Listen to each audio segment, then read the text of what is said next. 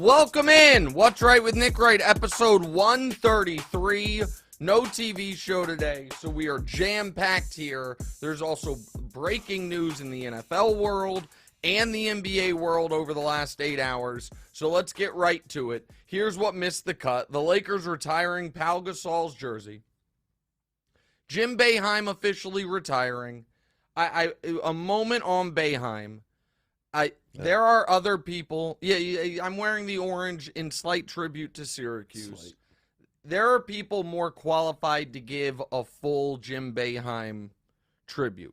He has a great relationship with Wilbon and Kornheiser. He has an amazing relationship with Syracuse legend Adam Shine. He and I have a good relationship, but my feelings on him are a little conflicted, not because of how he treated student media, but how kind of the last decade went on and off the court. And also, I'm just going to be honest, I am a Syracuse alum. I donate to WAER, a radio station that has the talk show studio named after me, and I love Syracuse. But I have not been live and die hard with Syracuse athletics the way a lot of my colleagues who also are Syracuse graduates are. So rather than give a half-hearted kind of synopsis of what you could argue is the greatest college basketball coaching career ever that was all at one place. So like Coach K at Duke is unbelievable, but he had a time at the military academy before that. Like there's, as far as start, Bobby Knight, obviously after Indiana was elsewhere. If you want to talk start to finish only ever at one place, Boeheim has an argument it's him. It obviously wasn't all good. It was remarkable what he built there. If you want to argue stayed a little too long, there are some arguments there, but I don't want to do a full Boeheim retrospective here because I'm not the right man to do it. So it kind of missed the cut, kind of didn't. And the Jets are the most bet team to win the Super Bowl. That means nothing to me. However, there is some Aaron Rodgers news we will get to. But, Damonza, there is some shocking, but not that shocking NBA news that we have to start with before we even get to the NFL stuff. Go right ahead. All right, so last night, KD was set to make his home game debut. It's also kind of crazy he hasn't played a home game yet for the Suns. Yeah. I mean he got traded there when I was before the Super Bowl, right? But then he didn't play right after the break, and then they had road games. Go ahead. Right, but he rolled his ankle in pregame warmups, unfortunately. Yeah. He can miss the remainder of the regular season, but if he's healthy come playoff time, the Suns are still okay, right? Well, yeah. I mean, if he's healthy, the Suns have the most talent of any team in the West. But the 99-minute A block is what it says on YouTube. Listen, I plan to go long, but 99 minutes might be a touch strong, even by my standards. If you're watching on YouTube, you see it. So here's the thing. I've never seen that injury. Right. No TV today, by the way. That's why we've got the 99-minute A block because we have no television. Well, even then, I don't think I'm going to do an hour and 40-minute A block. I think they might stop it. I got you. Oh, they're just giving me an indefinite period of time. And that's the max that we can go. Get it. Okay, I got it. So it wasn't a mistake. It wasn't supposed to be that it was 19. It was supposed to be 99. I get it. Okay. All right. So here's the thing. I've never seen someone. I've seen guys roll ankles. But I've never seen someone in warm-ups suffer an injury in warm-ups that they're saying could knock him out a month. And it was weird because right after warm-ups, right after it happened, he kept warming up. But now they're saying it's a grade 2 sprain. Jeff Stotts, who you can follow on Twitter, I want to read you his exact tweet. He's on Twitter as In Street Clothes. He does like injury analysis. Regarding Kevin Durant, a grade 2 sprain is also known as a partial or incomplete tear. Other players to sustain grade 2 ankle sprains include Conley, LaMelo, Ja, Trae Young. Historically, the average is about 7 games or 19 days. However, time lost for grade 2 sprains this season have been longer. The average time this season comes in at 15 games or 7 weeks. That does not include Justice Winslow, who has not played since late December. Okay, so the Suns have 16 games left, and they're already speculating that Durant could miss the remainder of the regular season and maybe the beginning of the playoffs. If he is not back prior to the end of the regular season, I think they are in really, really rough shape. Because we got to remember, nobody comes back and is then playing 38 minutes in their first game full go, plus it's playoff intensity. They all ramp up.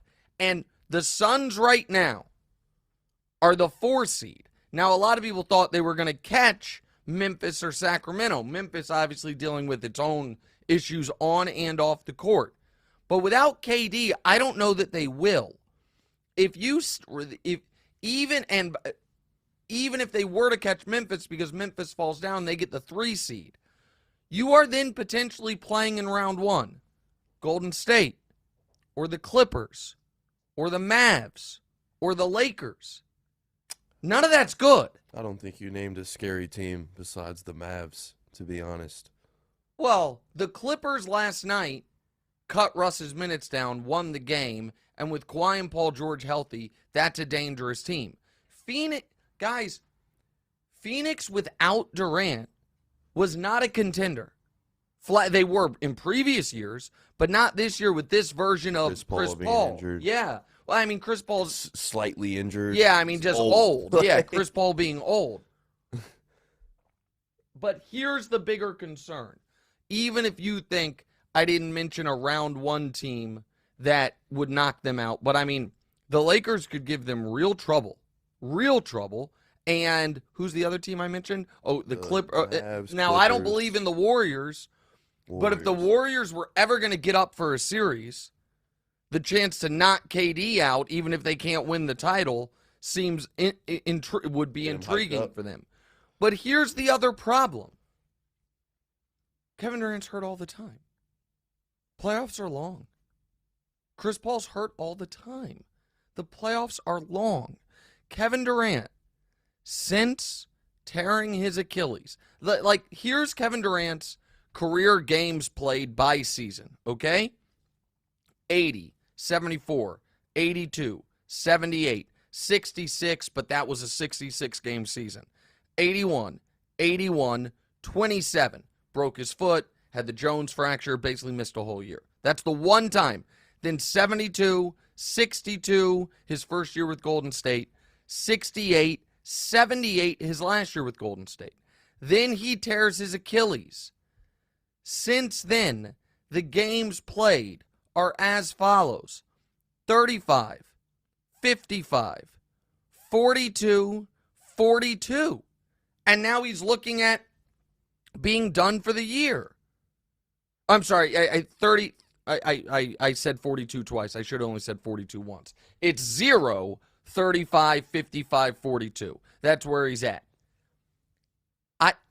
I said, I think on this show, and also I know on the TV show, that everybody, when it comes to all sports teams, you always do the, as long as they stay healthy caveat. But there are certain teams that is a greater concern than others. And right now, the Suns, Lakers, Clippers, if they don't reach their ultimate potential because of injury, you can't say you didn't see it coming. You can't say it's shocking. And it's one of the reasons that I was not quite as high on Phoenix as everyone else was after the trade. Durant, everyone bangs on LeBron, and he's hurt right now because at this stage of his career, he misses a lot of time. He's more available than Durant. Yeah. He's just as available as Steph. He's way more available than Kawhi, the other 30-plus-year-old, and Kawhi's younger than any of those guys, who are superstars who play big minutes. Durant has had so many lower body injuries since the Achilles. It's very hard to say confidently, even if he comes back for game 1 of the playoffs, that he's going to stay healthy for 2 months. It's been a long time since he's been able to stay totally healthy for 2 months, playing, every other day, as you're going to have to do once the conference finals start. This is a very ominous sign for the Suns, who are not going to be able to ease themselves into the playoffs the way the Warriors with KD used to be able to do. The Warriors won a series one year, I think, when Steph missed the whole first round. Like, you could ease yourself in. That's not what the Western Conference playoffs are going to be like this year. All right, next. All right, the Jokic stat padding allegation story took an interesting turn. Conversation around race is taking shape. Yeah. What are your thoughts on this discussion around the MVP voting? Around the MVP voting. You all right there, Chief? Yeah. All right, so I got an email that I'd like to read. I got to pull it up real quick before I get to this. I want to see if I can find it. I apologize that I didn't have it right here. Okay. I'm not going to read the full name here, but I got an email from Justin after our show on Tuesday. Okay? Hey, Nick. I'm a huge fan of yours. I love your delivery and how well you present your arguments. You can be funny and also serious, which is something that is rare to find in today's media. The only thing I ask is, can you please stick to the topic of sports? We listen to your show to get away from political propaganda that is shoveled down our throats by every news outlet in the country. Sports are an escape from all that. I was 18 minutes into today's show when you brought up gun control and racism. Of course, the topic was about Ja Morant posting a gun on IG, but you found a way to turn that into why black people are targeted when they have guns. It's nonsense. You're definitely by all means entitled to your opinion, especially on your own show. However, your show is a target audience of sports fans, so please stick to what your audience loves. You're better than this. That last line I didn't love. I don't love the "you're better than this." You did forget to give your, if you want to tune out. Here's the thing, though, but that Ja Morant thing, he, like he said, I started the show with it. We did 18 minutes before I did a 60-second almost double standard. Yeah, just acknowledgement of it. So here's what I'm going to say. And Justin, I appreciate you listening and watching the show. If I am being overtly political about things, I always give a little come back in 10 minutes note, okay? If I am just honestly discussing my thoughts on something and there is a racial component to it, I am not going to insult the audience by assuming that they can't handle a couple minutes of maybe a opinion that's different than theirs. If we are going to do a full-fledged topic or show that is not sports, I never try to trick you into listening to it. And what I will say to Justin is this. The fact that you can just flippantly say that my opinion on the Ja story, when I talked about the double standard of how people react to white people legally carrying guns and black people legally carrying guns, that you can just flippantly say it's nonsense, would lead me to believe maybe you should actually open your eyes to different viewpoints a bit more, because there's a lot of things we can talk about why that's the case, if it's right that it's the case, a lot of things, but to call it nonsense and deny it that it's the case struck me as a bit off. Okay, so that's the whole preamble to this. We are going to talk race here for a few minutes. I don't know how long it's going to take. I would argue that if the people who are right now hitting the fast forward 30 seconds or pausing the YouTube stream are the people that this might be the most valuable to. Because I think I might say some things that surprise you or challenge the way you think a bit. So the reason race got brought into the MVP discussion was because Kendrick Perkins made a few observations. That in the last however many years, the only MVPs to not be in the top 10 in scoring were Larry Bird and Dirk Nowitzki, and now Jokic is about to do it again. Also, I believe made the observation that since Wilton Russell, only one guy has ever won 3 straight MVPs. That one guy is Larry Bird. Now it looks like it's going to be Jokic again. He was heavily implying Jokic is benefiting by being a white player. And J.J. Redick lost his damn mind about it. Yeah. So before I even talk about the merits of it, I want to say something about the media.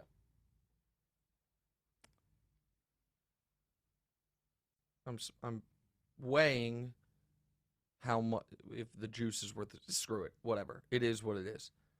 That is a horrifying way to treat a teammate on live television. If I were in that spot, there is nothing I can imagine that Brewer Wilds could ever say on our show to where live during the segment, I looked at them and said with anger and fury, that's what's wrong with sports TV.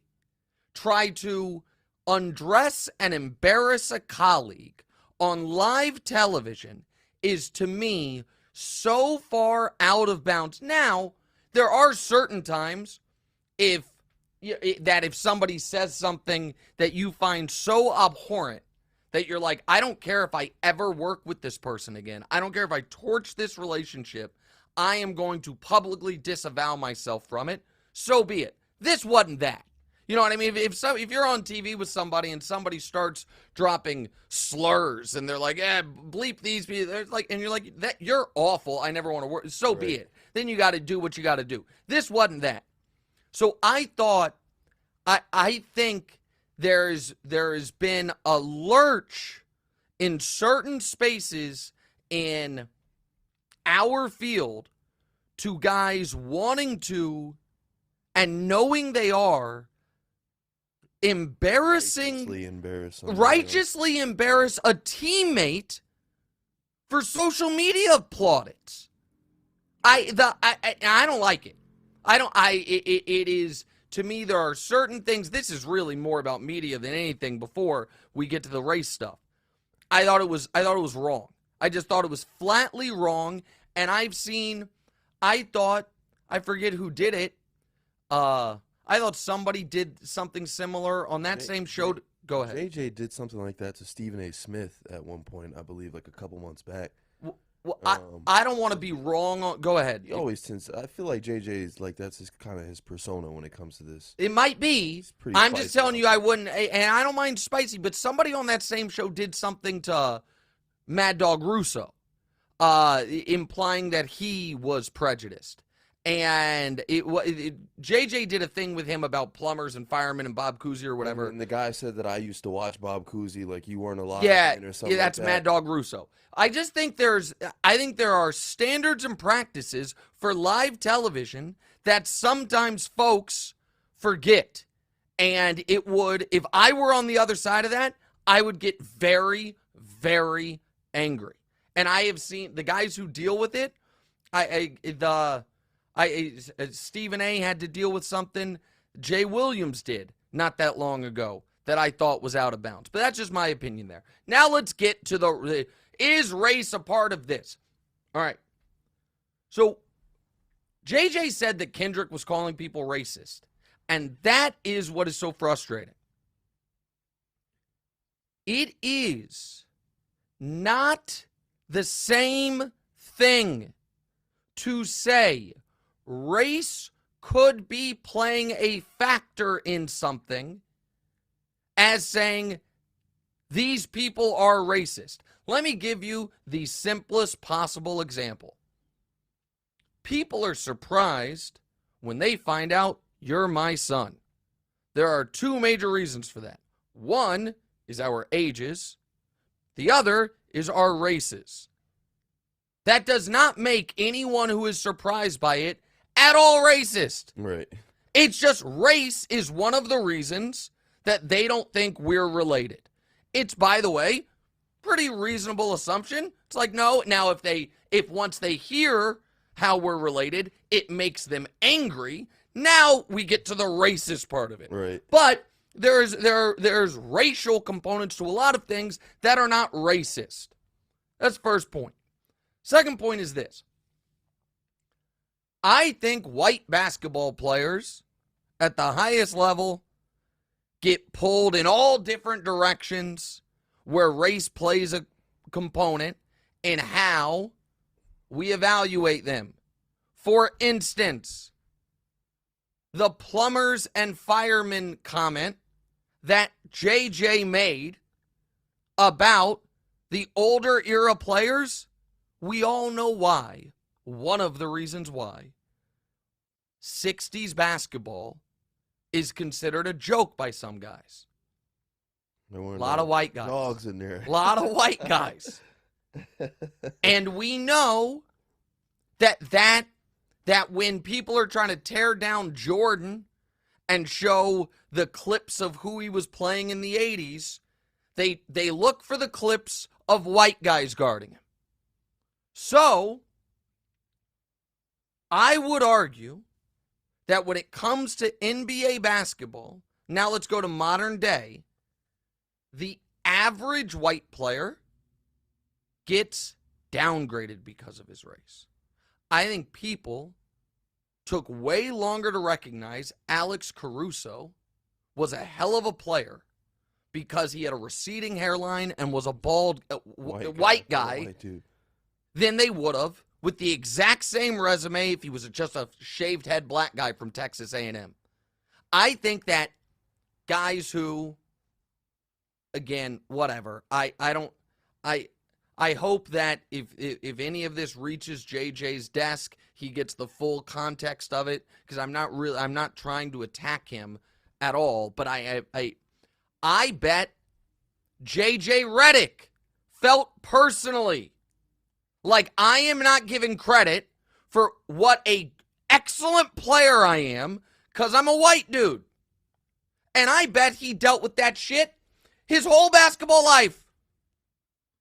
Where it was like, whether you're getting picked on the playground or whether it's all of this, how the media talks about him. So now, does that mean those people were racists? No. Does it mean race consciously or more likely subconsciously was playing a factor into how they evaluated him? Yes. So I think average white basketball players get downgraded by the media, by fans, a few percentage points. But there is a flip side to that coin. I think if you're a white player, cross the threshold to undeniably great, you get a few bonus points. Right. Not intentionally, not because the voters are together and they're like, you know what, let's get some white folks this award, especially because the only white guys who win it these days are non-American white guys. Right. You know what I mean? It's Steve Nash who's Canadian. That's what I was thinking it's Dirk. about. It's Jokic. But do I think that subconsciously there are some extra credit for when the white guy in the NBA is dominating? Yes, I do. I do. And I don't think that makes anybody racist. Just like I don't think it's racist that when I talk to your mom's grandfather, one of my favorite people in the world, that his favorite team or every year is whichever team has the new black quarterback. Now he's 93 years old, so maybe that is a little different, but I don't think there are a lot of things where race plays a factor and doesn't make the participants racist. Right. And it is an attempt, in my opinion, to shut down conversation by saying you are playing the race card, you are invoking race where it doesn't exist. This is where I believe. I believe race exists everywhere to different factors in different ways, but the people who get to claim no, race plays no factor in my life are only white people. No non-white people get to be like, race plays nothing to do with my life. And so to act like it can, when we're all in shared spaces in anything, have nothing to do with anything, I think is naive. Yeah. Okay? And I don't, and so if you're going to make that allegation, race might play a component or whatever, you do need some data points. And the data points that Nikola Jokic is being held to a different standard are at this point overwhelming. I've laid them out without ever bringing up the racial components of it. But what we know is that, and I don't want to go, it'll take too long, but I will do it from memory, forget it. What we know is that we have a bunch of instances of guys winning consecutive MVPs and then not coming close the third year. It happened to Kareem. It happened to Moses. It happened to Magic. Happened to Michael. He won 2 titles. And then they gave it to Barkley. It happened to Duncan. It happened to Nash. It happened to LeBron, and then they gave it to Derrick Rose. Then it happened to LeBron won 2 in a row again. Then Durant won it. They didn't give it to Durant. Durant was the best guy that year. Then Steph won back-to-back, and then Russ won for the triple-doubles. Then Giannis won back-to-back and hadn't produced in the postseason, and Jokic won. And now Jokic's going to win a third. The one guy who previously they were like, no, you can win 3 in a row was Bird. So that is an exception. We can look for all the reasons it's an exception, but it's an exception. We also know that this year, one of the reasons so many people are acting like it's an outrageous debate whether or not Jokic is the MVP or not is because they're like, he has, by some metrics, the best stats, by any metrics, some of the best stats, and they have the best record. They're the best team. That's who the MVP is. Agreed. Which is why the exception that gave him the MVP last year was so galling to me when he was the 6th seed. Because since 1980, prior to last year, 6 seeds to win the MVPs were Moses Malone, Russell Westbrook. Russell Westbrook, the year KD left, he averaged the first triple-double in 50 years and led the league in scoring. And then Jokic last year. And the last part is, these votes have not been close. So, this season, or his first MVP award, there are 100 first-place votes. He got 91 of them. Last year, he got 65 of them. In the straw poll this year, he had 77 of them. And to act like it's not close when the numbers are that Joel Embiid is averaging the most points anyone has averaged in a season, not named Kobe, Jordan, or Harden in 40 years. Oh, okay. You were going to say Wilt, yeah. But a bunch of guys that have in 40 years. And he's doing it on crazy efficiency. Giannis is averaging as 31 points in 32 minutes per game on crazy efficiency. And both are demonstrably better defenders. Right. And both of their teams, we can just look at it. The Nuggets have 46 wins, the Bucks have 47, and the Sixers have 43. So, it is, if you want to argue he's the MVP, no problem. If you are arguing it's a runaway for the 3rd straight year, it is not outrageous to then discuss, are there other factors at play here? Is it a panoply of reasons? And could the fact that implicitly or explicitly he's a white player help him a bit in the eyes of some voters? It's not a third rail outrageous topic. So that's where I'm at on it. It's a lot to unpack there. Yeah, and I I guess it was good they put 99 minutes on there. We're 27 minutes into the show. Yeah. We're halfway through the A block. This happens. Okay, all right, let's go on to football. Let's move on. All right, reports are out that the Jets are close to landing Aaron Rodgers. The Packers seem to be done with their future Hall of Famer, but Rodgers also seems like the one who wants out. Is this really an amicable divorce, or is one side forcing the move?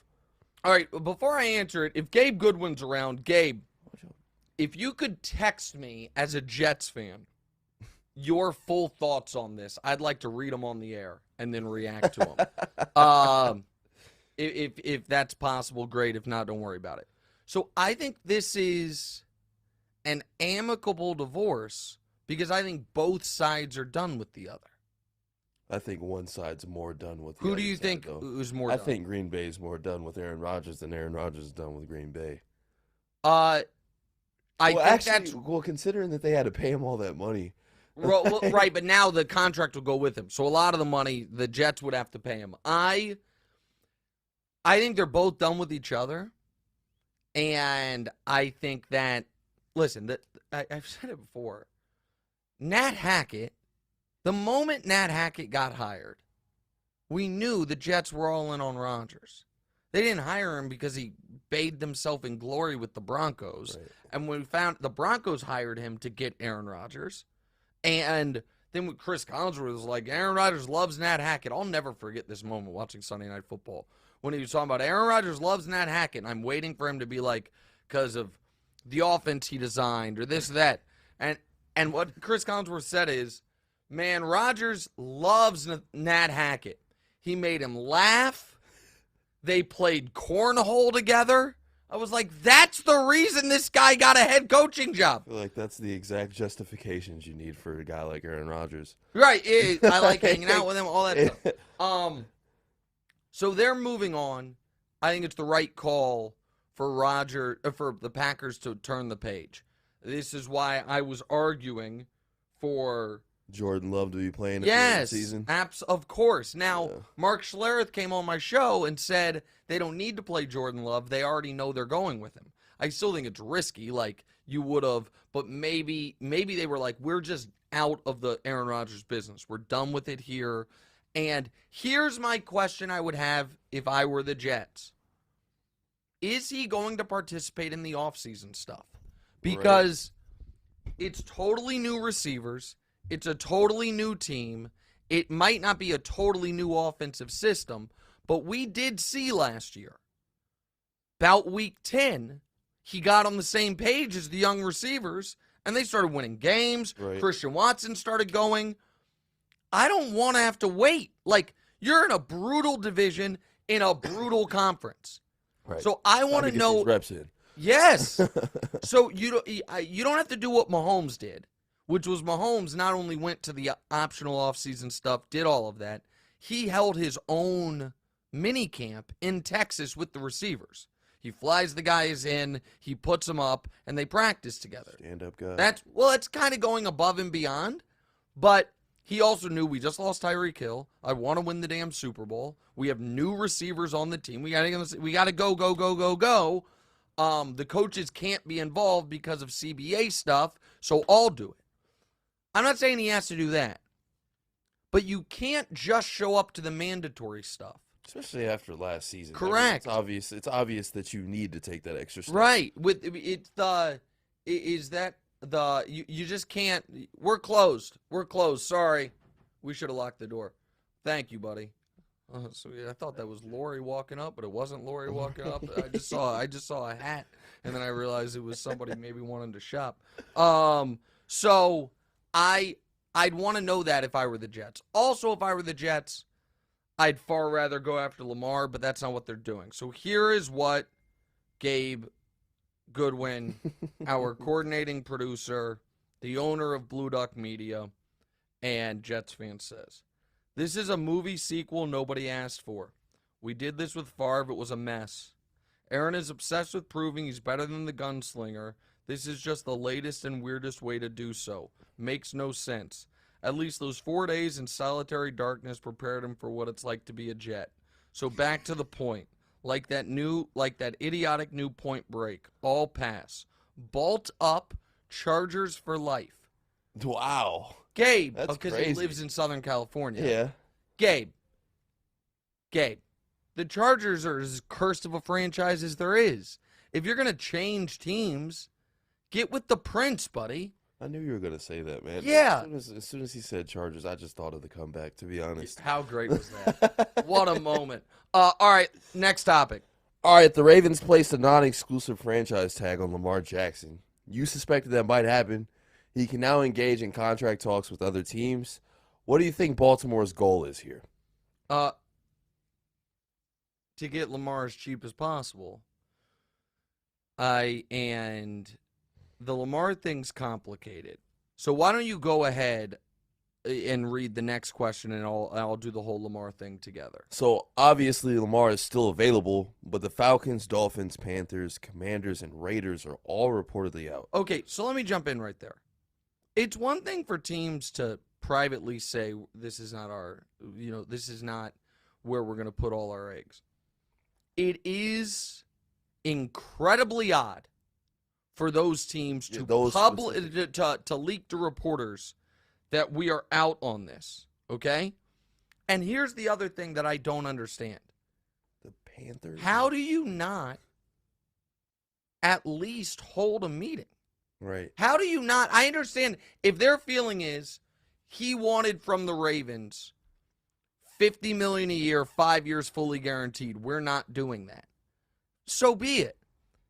Is it not still in your interest, if you're the Falcons, Panthers, or Commanders, to call him and say, here's what we would offer. Are you interested? Is it not worth finding out that if Lamar, having not gotten the fully guaranteed deal for 2 years from Baltimore, maybe has lowered his sights a bit, or that he would accept from you something he wouldn't have accepted from Baltimore because he's now angry with them? Right. To not at least investigate it strikes me as negligence. Strikes me as like you are not doing your due diligence to make your team the best it can be. Go ahead. Yeah, so we're in sort of unknown territory here. The bachelor party in Bangkok scenario worked out for my boy Daniel Jones, man. Yes. For some reason, teams aren't bending over backwards to trade for Lamar. You have to wonder, would this be happening to any other quarterback at his level? What's really going on? Okay, so a lot of people think this is just blatant collusion. And I am not. And then you have some people. I saw Benjamin Albright. It was like, to believe it's collusion, you'd have to believe all 31 GMs got together to work against their own interests. It's like, buddy, we saw collusion with Cap. We saw it. We know it can happen where a quarterback that could help teams, everyone agrees not to sign him. So to act like it's an impossibility is foolishness. Go ahead. I think it's a domino effect. Like, the Ravens are already kind of like disrespecting him. And I think that other teams are just kind of falling in line, Well, I do think there is pressure amongst owners to other owners that the moment someone else gets the DeShaun Watson deal, all quarterbacks are going to want it. The moment someone else gets a fully guaranteed deal, all the other quarterbacks are going to want it. So hold the line. So I do think there's an element of that.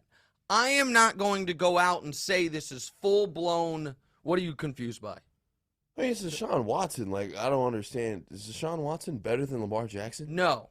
But and that's it's you guys' fault that ended up happening. Correct. But all the owners want it to be like, it's Cleveland made a mistake. We're not going to make it. That's but the moment a second guy gets it, then you don't think Joe Burrow's going to want one?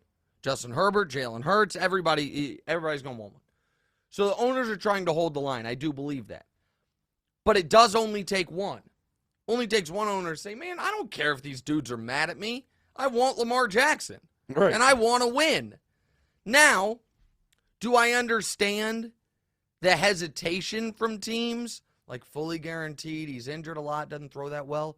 Yes. But we also live in a world where Carson Wentz got traded for a first-round pick, where teams gave Jared Goff $100 million guaranteed. Daniel Jones. Where we do it, and now Daniels is only really like $90 million guaranteed. But there are not enough good quarterbacks for nobody to go out and pay through the nose for Lamar. Right. I think somebody will. So the reason I've stayed somewhat quiet on this, at least on social, is because I wanted to give the full context. I think what's happening right now is fishy. I also think someone will pay, even if it's not 100% fully guaranteed. Lamar to the Texans. So that's an interesting one. So they got don't they have like the first or The number 2 pick. Number 2 pick. They have the money. That to me is an interesting one. The Falcons is the one that I had been promoting. The fact that the Commanders are just out is wild to me. But here's the other, to me, intriguing piece of it. Or not intriguing. Here would be my advice. Lamar's worked without an agent.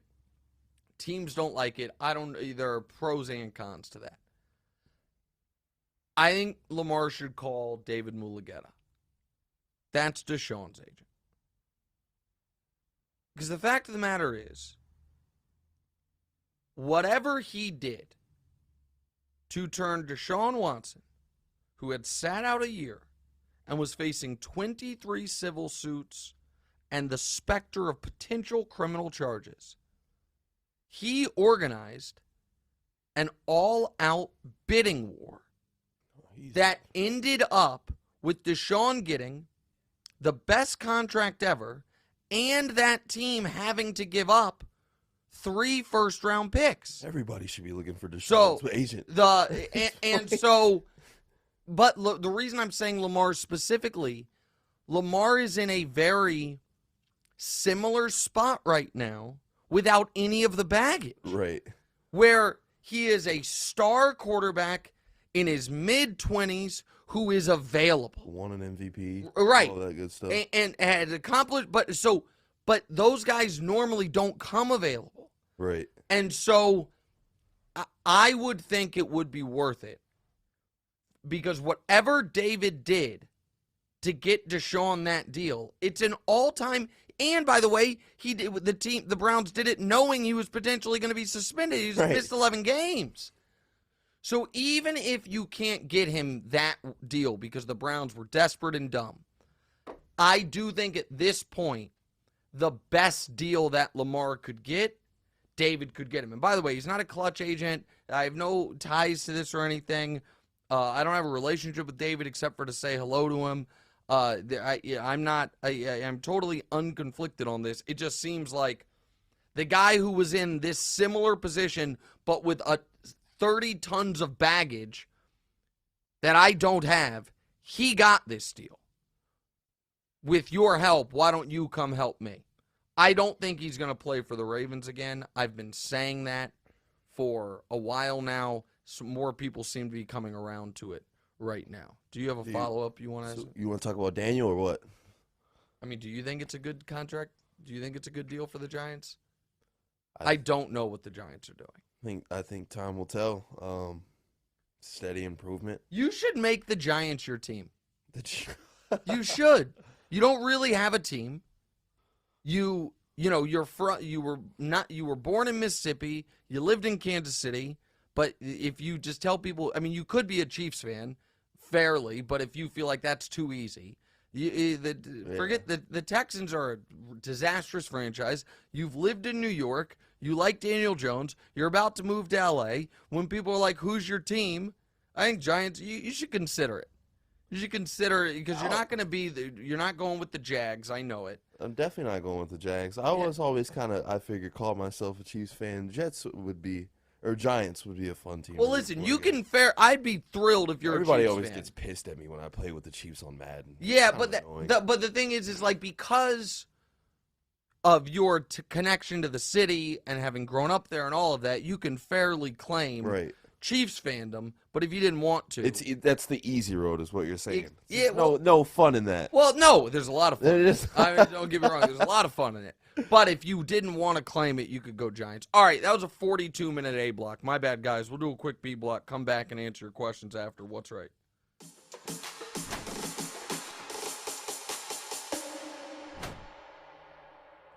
Welcome back in episode 133, What's Right with Nick Wright. Breaking news on the show. Can we get a live look? Is it possible? Can we get a camera into the studio to show Gabe? I want to see Gabe's reaction to happen? this. The camera's down. All right, I'm just going to tell him. Get ready. From Rap Sheet. Sources. The Jets have acquired Ravens safety Chuck Clark for a 7th-round pick. Sorry, Gabe. It is true. It is breaking news. So Chuck Clark from the Baltimore Ravens to the New York Jets for a 7th-round pick. All right, Damonza, let's go. What's the first up in the B block? All right, so both the NFL and NBA have had some foundation-shaking moves over the past year. The idea that you can get Lamar for just 2 first-round picks has got me thinking.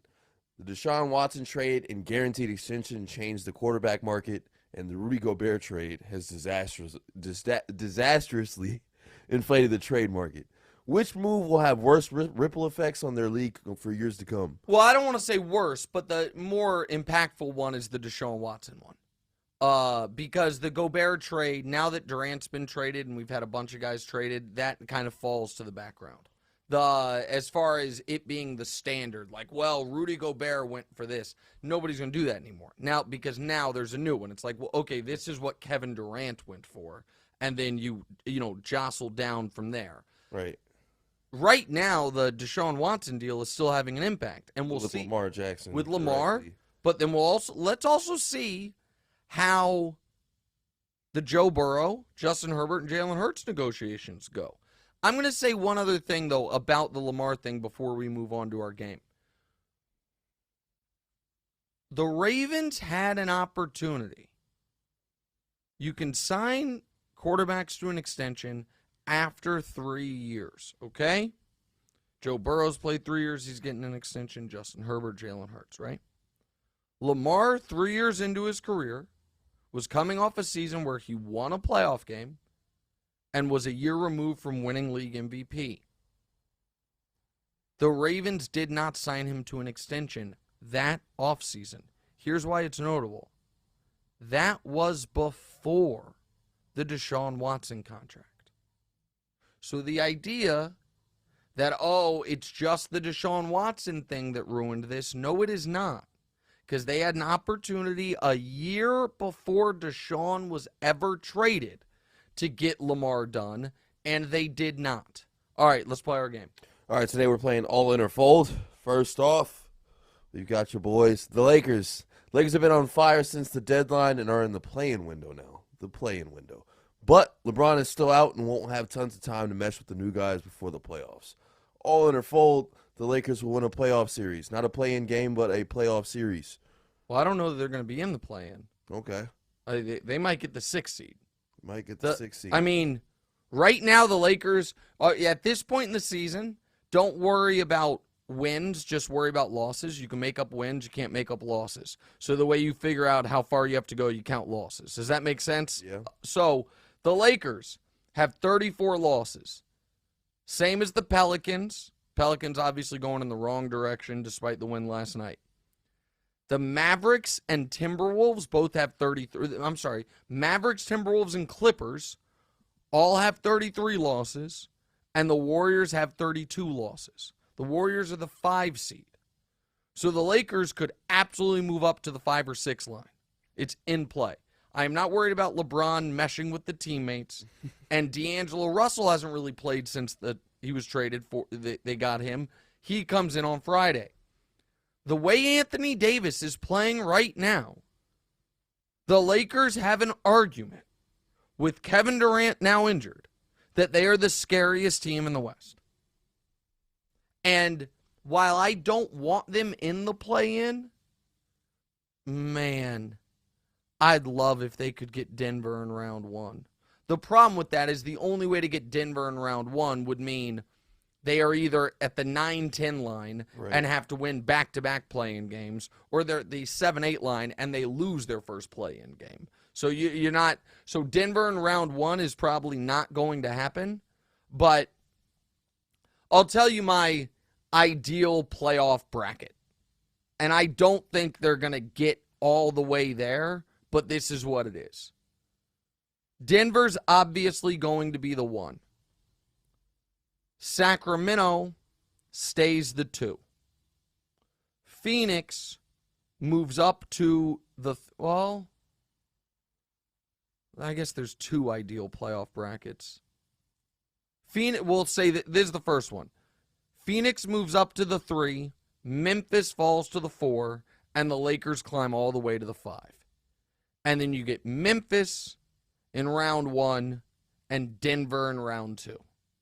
The next ideal bracket would be Phoenix stays at the 4, and the Lakers move up to the 6 line and get Memphis or Sacramento in round 1 and the other one of those guys in round 2.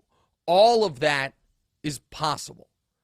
And so if LeBron is actually going to be back in 2 weeks, then the time off could be good for him.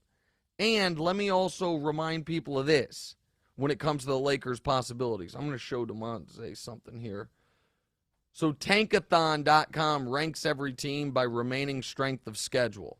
So the Spurs and the Suns have the hardest remaining strength of schedule left. Down at the very bottom. Who's number 29? The Lakers. The Lakers, as far as remaining games and their ability to really get some wins together, I can tell you quickly all of their remaining games. Toronto tomorrow. Toronto, by the way, played the Clippers last night. Now a night off in Los Angeles, and then they play the Lakers. Not great for the Raptors. Those are not always going outside. Oh, there's no question about going outside. Yes. They then host the Knicks on Sunday. The Knicks, again, this is where you got to really look at the schedule. The Knicks. Are they going in? No, it's in L.A. The Knicks play the Clippers Saturday at 4 p.m. And then the Lakers Sunday at 9 p.m. The Knicks going outside. So you have the Raptors and the Knicks, the next 2 games at home. Then you're at New Orleans, who's floundering, at Houston. And then you have home for Dallas, tough, important game. Home for the Magic. Home for the Suns, no Durant. Home for the Thunder. Home for the Bulls. Then at Chicago. Remember, Patrick Beverley said he wants to knock the Lakers out of the playoffs. Then at Minnesota. And then your stretch run at Houston, who wants to lose. At Utah, who's going in the wrong direction. At the Clippers, tough. Home for the Suns, don't know if Durant's there. And then home for Utah. They could really go on a strong run here. And their toughest games, people were like, they have 2 left against Phoenix. That changed dramatically that Durant's out. All right, next. All right, the Warriors have dealt with injuries and absences all year, but their greatest weakness has been playing on the road, where they are unfortunately 7-25. They're gonna have to play. They're obviously gonna have to play road playoff games. Yeah. All in or full, the Warriors won't win a playoff series. All in. They will not win a series. They could fall to the play-in. Here's a fun question, because people gave me a hard time because I said the Warriors have a 0% chance of winning the title. Since 1980, you play, obviously, 41 road games a year. It's 41 home, 41 road. What do you think the number is for the fewest road victories in a season a champion has had? A champion team? A team that won the title, that in the regular season of their 41 road games, what do you think the fewest is? 20. 21. The worst a team has ever been on the road and won the title was the 06 Heat that were 21-20. The Warriors are 7-25 on the road. Some context there. The full list of teams with fewer than... You said win a title, though. I understand. Win a playoff series. Well, I don't think they're going to win a playoff series, but I'm certain they're not winning a title. It's hard to really, right now, project playoff series because we have no idea who anybody's playing. But just for some context, The complete list of teams with fewer than 7 road wins this year. Spurs, Rockets. They both have 6, and they are the 2 worst teams in basketball. All right, well, the Pistons are terrible as well. They have 7 road wins. All right, next. All right, the Kings are the feel-good story of the season so far. The 16-year playoff drought is bound to come to an end now that they've leapfrogged to the 2 seed. All in or fold, Sacramento will win more playoff series than Denver, Golden State, and the Knicks combined. Well, no, I can't say more. Listen, I think the Knicks are going to win 0 series. The Golden State's going to win 0 series. Denver should win the first round at least. Right. And so in order for Sacramento to win more than one, They got to make it to they the got to second make round. it. No, they'd have to make it to the third round. round, They'd have to make it to the conference finals. But I'm all for lighting the beam. And I'm actually going to buy. I looked at the Kings' schedule yesterday to look for like a matinee game, an afternoon game. They play the Spurs. They play the Spurs in 3 weeks on a Sunday. And I'm going to buy your grandparents some really good seats. Oh, yeah. They'll be amped. Grandmother's going to be so amped about that. I mean, I would love to do it for a better team, but the flip side is the tickets are way cheap because it's the Spurs, and I can get really good seats. So, listen, we have family in Sacramento. I like what the Kings are doing. I love De'Aaron Fox. Remember him from high school in Houston. But I don't think they're going to make the conference finals. With that said, the case for them making the conference finals would be if, let's say, Minnesota ends up the 7 seed and Sacramento's the 2, and then Memphis is the 3, and say Golden State's the 6, and Memphis beats Golden State. Could they beat Memphis in its current condition? I mean, listen, I'm not putting the Kings at 0% to make the conference finals, but I don't think they will, and so much of that's going to come down to who everybody's playing. All right, next. All right, man. My Celtics are in a downward spiral right now, and people are pointing the finger at head coach Joe Mazzulla. Yeah. The NBA's answer to that act. Okay, that's not fair to him. Go ahead. All in or fold, Boston is drawing dead for the title this year. No, I fold that. They're definitely not dead. drawing dead. Yeah. They're not they wouldn't be my pick right now. And then, listen, squandering the 1 seed could really matter. It's not just and I talk about this all the time, it's not just about home court. It's about avoiding Philly in round 2. Right. You don't want to have to Have a beat smooth Milwaukee road up and there. Philly. You only want to have to beat one of them. Right. And it's just, but they're not drawing dead. I mean, they have top 5 offense, top 5 defense. They're not in as good a shape as they should be, but they're still in good shape. All right, next. Remember that one time Harden sabotaged the Rockets to force his way out? Yeah, okay. Well, apparently the media doesn't. Uh-huh. Rumors are swirling that Harden is a lock to return to H-Town this offseason, Houston. All in or fold, Harden will play in Houston next year. I don't think he will. I think he might, but I'll fold that. I think that, let's see how I think Sixers might win the East. Embiid's playing great. Milwaukee, I haven't liked a lot of Milwaukee just keeps winning, give him credit. But it's just, Giannis has to be so great every single night. And he is. He is good. Listen, he's the best player in the league by a mile. But I think Harden's going to stick with Philly a little bit longer. Next. Sneaky locking Giannis up was Nicholas Claxton, man. Watch out for that guy. Oh, yeah? Watch out for him. Okay, all right. So, quick bonus NFL topic here. Derrick Henry is rumored to be traded out of Tennessee. The Dolphins and Bengals are favored to land the running back, with the Eagles and your Chiefs right behind them. The Chiefs? Yeah, that'd be crazy. There's no chance he goes to the Chiefs. I've actually saw those rumors. I mean, they obviously weren't from verified accounts. Yeah, no chance. They love Pacheco. They're not going to spend money on a running That's back. what I was thinking. And Pacheco's been awesome. Yeah, right. Go ahead. All in or full, and then it's Patrick Mahomes. You don't even need to go into the running back market too heavily. But all in or fold, Nick knows where Henry is going. I'll fold that I know where he's going, but I know where he's not going. He's not going to Kansas City. Philly would be interesting. I could see that. Yeah. You know what I mean? With the way they try to run, but no. He's not going to Kansas City. We answer listener questions next. What's right?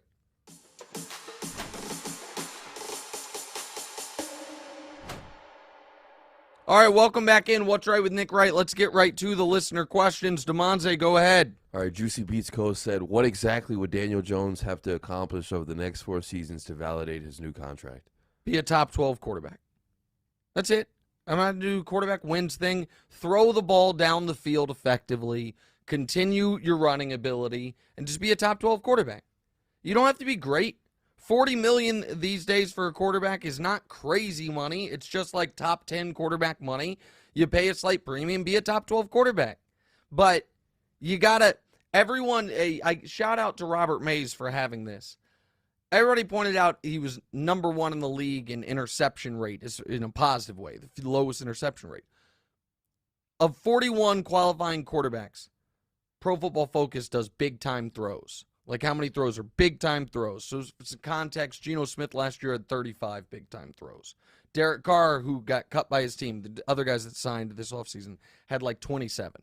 Daniel Jones, how many big-time throws do you think he had last year? 5. 8. 1 every other game. Got to have more. He was, out of 41 qualifying quarterbacks, he was 40th. So the reason he wasn't turning the ball over, he wasn't taking any chances. I think that says a lot about his receivers. Oh, well, maybe, but sure. But the Giants also, a sneaky, underrated storyline this season, was the Giants having no receivers. Everyone being like, oh my God, they have no receivers. What a disaster it is for them. And despite having no receivers, they traded away a receiver who scored a touchdown in the Super Bowl and had a punt return in the Super Bowl that flipped the game and was awesome for the Chiefs. Like, if you really have no receivers, maybe find a way to see if Kadarius Toney, the guy who you drafted in the first round 18 months prior, can help you. Next. Yeah, Ian Gell, any thought on Fred VanVleet's words on refs after Clips raps last night? All right, this is worth watching on your own time. We can't play. It's too much cursing. It's 1 minute of him torching one particular ref. And he's totally calm. He's totally calm. And he just lights this one guy up. And I love it. I mean, I watched this whole thing and I was like, I think he might get suspended, not fined. He was just like totally calm. He's like, yeah, I mean, it's an effing shame when such and such, I mean. Like names? He names the guy. He's like, you look up most of the texts I've gotten this year, it's all from this guy. And, I think most of the refs in this league do a good job. It's a shame that this guy.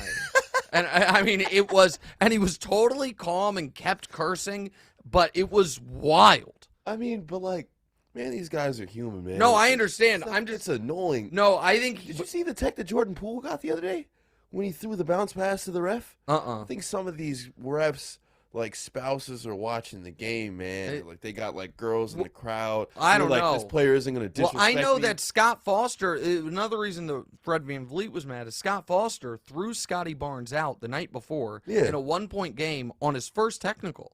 Yeah, 'cause he said he challenged the integrity of his So team. that was interesting because I assumed what that meant was that Scotty Barnes said to him, "Did you bet the game?" Yeah, Which he like said, y'all are cheating. Y'all are cheating to me cannot be a one-tech ejection. All right, next. Lloyd Kevin Sy says, "Hey Nick, it's Lloyd. It's Lloyd from Jeopardy. Oh, yo, what's sweet. up, my guy?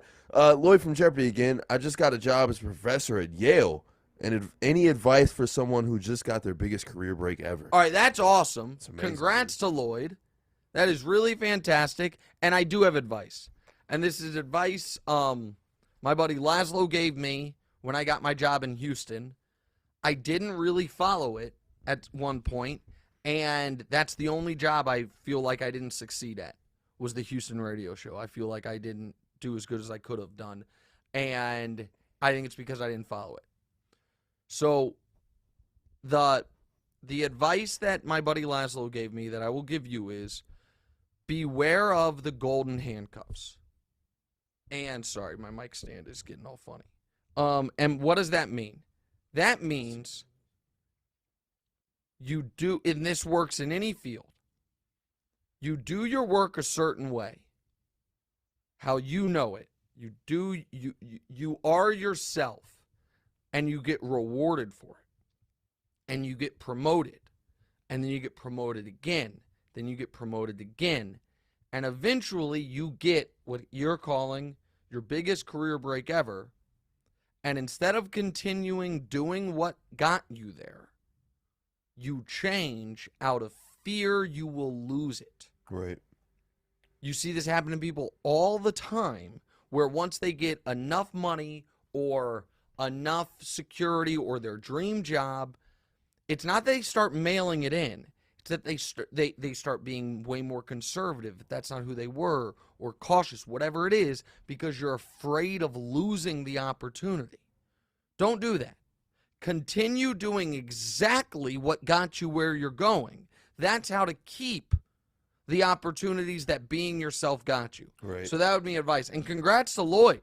Yeah, That's awesome. that's Professor at Yale. That's fantastic. All right, next. All right, Joel Allen said, "What do the Lakers do this offseason if they get bounced out round one?" I mean, they're probably going to go after Kyrie.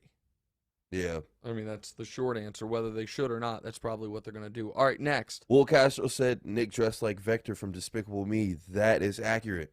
Okay, I'm not familiar with Vector, but was he the guy who stole the moon? Yes. Yes. Oh, that. Yeah. Oh, Dude, that is so accurate. wow, that's pretty good. Wow, that's pretty strong. I also got to tell you, the fact that we had that Photoshop ready leads me to believe this might have been a planted comment. I was about to look it up. Yeah, I mean, they just had it ready. Yeah, listen, I'm wearing a velour jumpsuit. I don't know what you want from me. This is how I've dressed my whole life when left to my own devices. My entire life, I just want to dress like Tony Soprano when he's not at work. That's all I want to do. It's where I'm most comfortable, tracksuits and jumpsuits. It's what I like. It's what I think looks good on me. Today I wore it in honor of Jim Boeheim. This was a long, fun, good show. Good job, pal. Love you. What's Right, episode 133. See you guys on TV tomorrow, and see you back on this show Tuesday. Remember, we're now Tuesdays and Thursdays. What's Right?